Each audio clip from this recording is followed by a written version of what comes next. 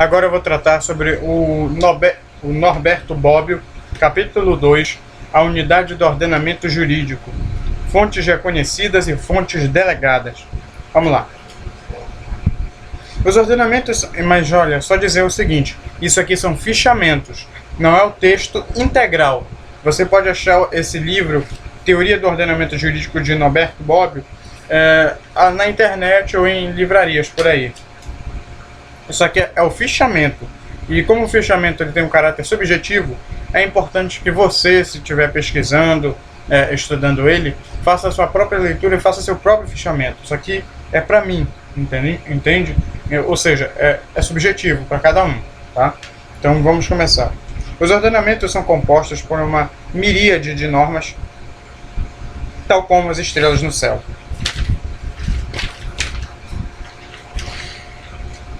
Nem sempre a única fonte de regras de conduta dos membros do grupo é a autoridade paterna. Às vezes o pai acolhe regras já formuladas pelos ancestrais, pela tradição familiar ou mesmo pela preferência a outros grupos familiares. Às vezes delega uma parte, maior ou menor segundo as variadas culturas, do poder normativo à esposa ou ao filho mais velho. As leis que regulam o cosmos são todas derivadas de Deus. São leis divinas. Em alguns casos, Deus delegou aos homens a produção de leis para regular sua própria conduta, seja por meio dos ditames da razão, de direito natural, seja por meio da vontade dos superiores, direito positivo. A complexidade de uma norma, de um ordenamento jurídico, deriva do fato de a necessidade de regras de conduta numa sociedade ser tão grande que não há qualquer poder ou órgão em condições de satisfazê-la isoladamente. Para vir ao encontro dessa exigência, o Poder Supremo recorre usualmente a dois expedientes: a recepção e a delegação. Isso está no caderno de IED. A recepção de normas já prontas, produzidas por ordenamentos diversos e precedentes. A delegação do poder de produzir normas jurídicas a poderes ou órgãos inferiores.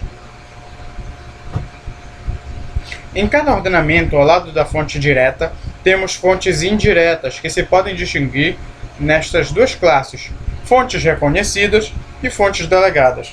A complexidade de um ordenamento jurídico deriva, portanto, da multiplicidade das fontes das quais afluam regras de conduta e, em última análise, do fato de essas regras serem de variada proveniência e de atingirem a existência, isto é, adquirirem validade a partir de pontos mais distantes.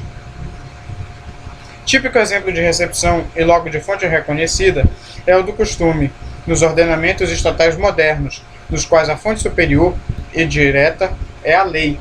Quando o legislador se refere expressamente ao costume em uma situação específica, ou mesmo se refere expressa ou tacitamente ao costume nas matérias não reguladas pela lei, é o caso da chamada consuetudo praeter legem. Acolhe normas jurídicas já prontas e enriquece o ordenamento jurídico de uma vez só, com um conjunto de normas produzidas em outros ordenamentos, que pode ser notável e talvez em tempo anterior à própria constituição daquele ordenamento estatal. Na recepção, o ordenamento jurídico acolhe um produto já acabado na delegação. Impele-o a fazer o ordenamento de uma produção futura. Impele-o a fazer ordenando uma produção futura. O costume assemelha-se mais a um produto natural, o regulamento, o decreto administrativo, a sentença do magistrado, a um produto artificial. Típico exemplo de fonte delegada é o regulamento em relação à lei. Os regulamentos são, como as leis, normas gerais e abstratas. No entanto, diferentemente das leis, a sua produção é habitualmente confiada ao Poder Executivo por delegação do Poder Legislativo. E uma das funções é aquela de integrar leis demasiado genéricas que contêm apenas diretrizes de máxima e não poderiam ser aplicadas sem que fossem ulteriormente especificadas. É impossível que o Poder Legislativo edite todas as normas necessárias para regular a vida social. Então, limita-se a editar normas genéricas que contêm somente diretrizes e confia aos órgãos executivos, que são mais numerosos, o ônus de torná-las exequíveis.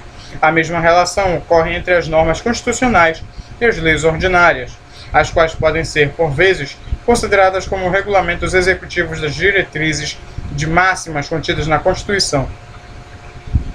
À medida que se sobe na hierarquia das fontes, as normas se tornam sempre menos numerosas e mais genéricas. Ao contrário, descendo dessa hierarquia, as normas tornam-se sempre mais numerosas e mais específicas. Isso é muito importante saber. Outra fonte copiosa de normas no ordenamento jurídico é o poder atribuído aos particulares de regular, mediante atos voluntários, os seus próprios interesses. Trata-se do poder negocial. Se a ênfase é posta na autonomia privada, entendida como a capacidade dos particulares de darem normas a si próprios numa certa esfera de interesses, e considerando-se os particulares como fundadores de um ordenamento jurídico, menor absorvido pelo ordenamento estatal, essa vasta fonte de normas jurídicas deve ser concebida antes como produtor independente de regras de conduta, que são recebidas pelo Estado. Se, ao contrário, a ênfase é posta sobre o poder negocial como poder delegado pelo Estado aos particulares para regular os próprios interesses no campo estranho ao interesse público, a mesma fonte aparece como uma fonte delegada. Preste bem atenção nesses parágrafos, tá? Por gentileza. Tipos de fontes e formação histórica do ordenamento. Essa última questão, que nos mostra o problema da distinção entre fontes reconhecidas e fontes delegadas, é um problema cuja solução depende também da concepção geral que se assume no que se concerne à formação e à estrutura de um ordenamento jurídico. Em cada ordenamento jurídico, o ponto de referência derradeiro de todas as normas é o poder originário, poder além do qual não existe outro sobre o qual o ordenamento jurídico possa encontrar justificação. Esse ponto de referência é necessário para fundar a unidade do ordenamento. Chamamos fonte das fontes. Se todas as normas surgissem diretamente pelo poder originário, encontrar-nos-íamos diante de um ordenamento simples. A complexidade do ordenamento, o fato de um ordenamento real, as normas a fluírem por meio de diversos canais, depende historicamente de duas razões fundamentais. E, na realidade, esse negócio de se todas as normas surgissem diretamente do poder originário, encontrar-nos-íamos diante de um ordenamento simples, não ocorre, tá? Ele é muito complexo até. Nenhum ordenamento nasce num deserto. Olha aqui, ó. Essa parte está no caderno, dia D, ó. Nenhum ordenamento nasce num deserto. Metáforas à parte, a sociedade civil, na qual se vem formando o ordenamento jurídico, como é, por exemplo, o do Estado, não é uma sociedade natural, destituída por completo de leis, senão uma sociedade na qual vigem normas de vários gêneros, morais e sociais, religiosas, costumeiras, consuetudinárias, convencionais e outras mais. O novo ordenamento que surge não elimina jamais por completo estratificações normativas que o precederam. Parte daquelas regras vem fazer parte por meio de uma recepção expressa ou tácita do novo ordenamento, o qual, deste modo, surge ilimitado pelos ordenamentos precedentes. Quando falamos de poder originário, queremos dizer originário no sentido jurídico e não historicamente. Podemos falar, neste caso, de um limite externo ao poder soberano. O poder originário cria ele mesmo novas centrais de produção jurídica, a fim de satisfazer a necessidade de uma normatização sempre atualizada, atribuindo a órgãos executivos o poder de ditar normas integradoras subordinadas àquelas legislativas ou regulamentos. A entes autônomos territoriais, o poder de ditar normas adaptadas às necessidades locais. O poder normativo das regiões, das províncias, das comunas. A cidadãos privados, o poder de regular os próprios interesses por meio de negócios jurídicos, o poder negocial. A multiplicação das fontes não decorre aqui, como nos casos considerados no item 1, de uma limitação proveniente do exterior, isto é, da confrontação com uma realidade normativa pré-constituída, a qual o poder soberano deve igualmente prestar contas, senão de uma autolimitação do poder soberano, o qual subtrai a si mesmo por parte do poder normativo para conferi-lo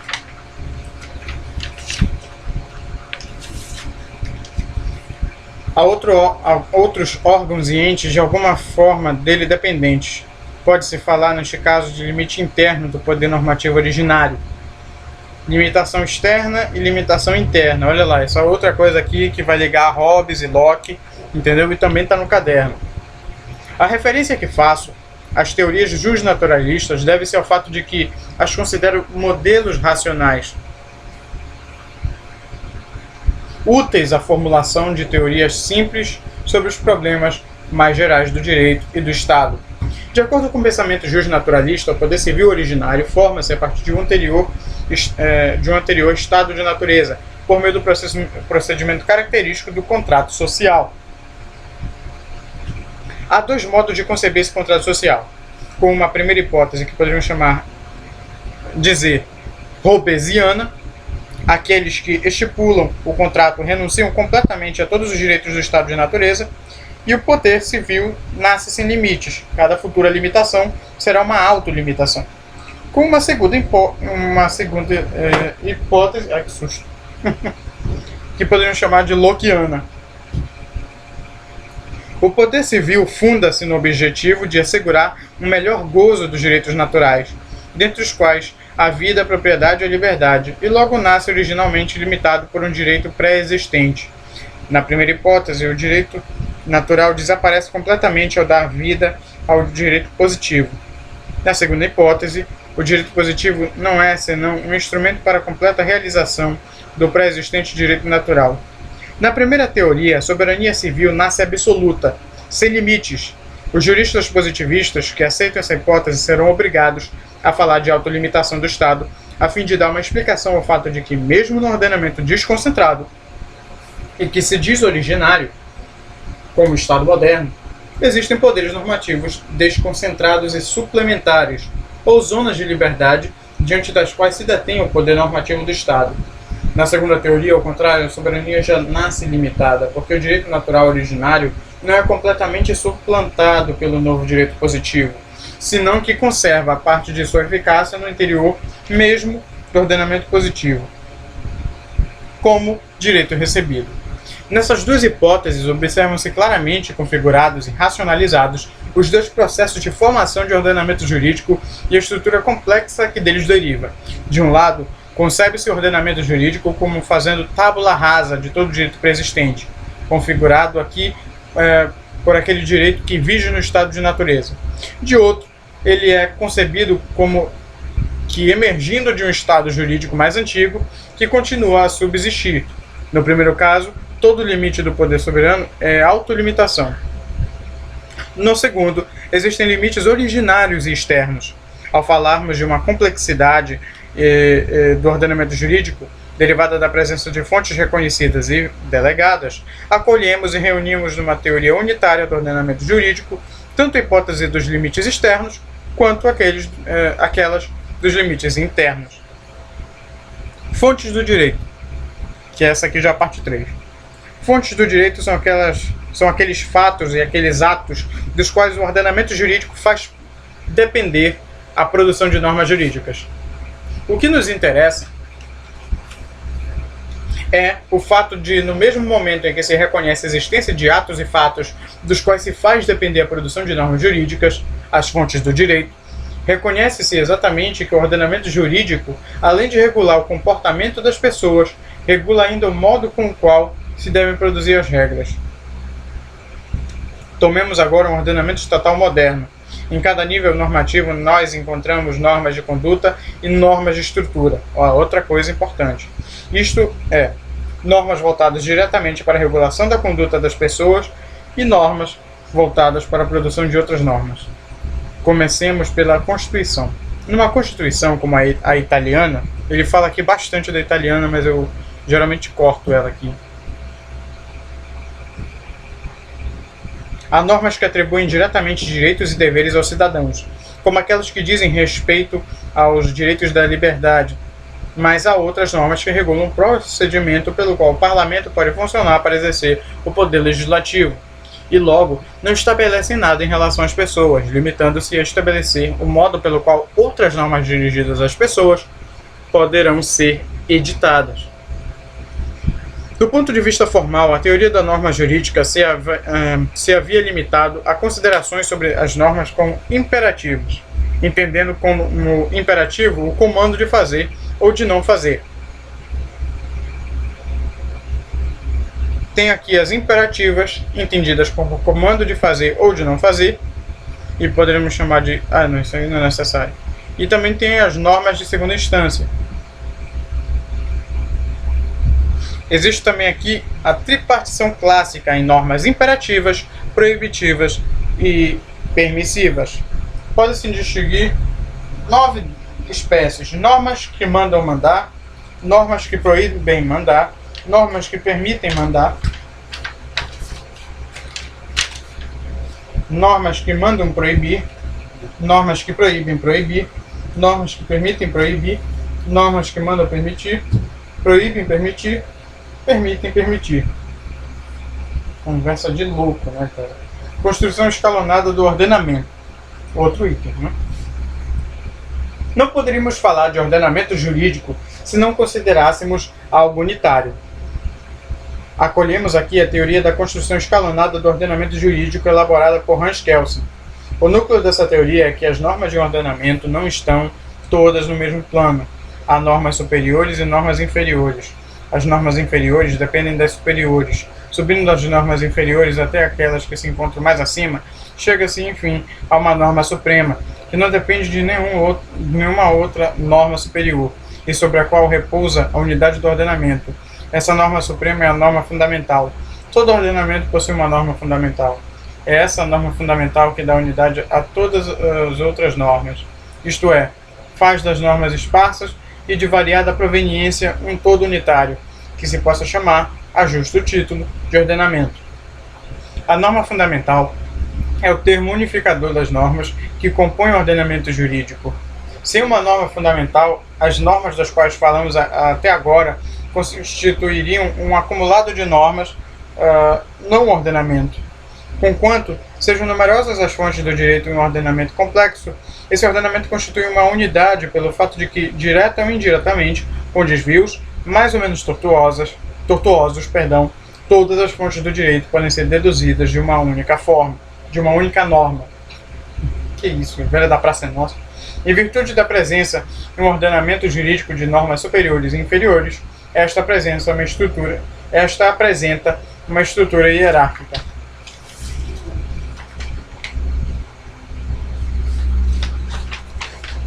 Eita, eu vou ter que dividir. Eu vou dividir agora. Parte 2.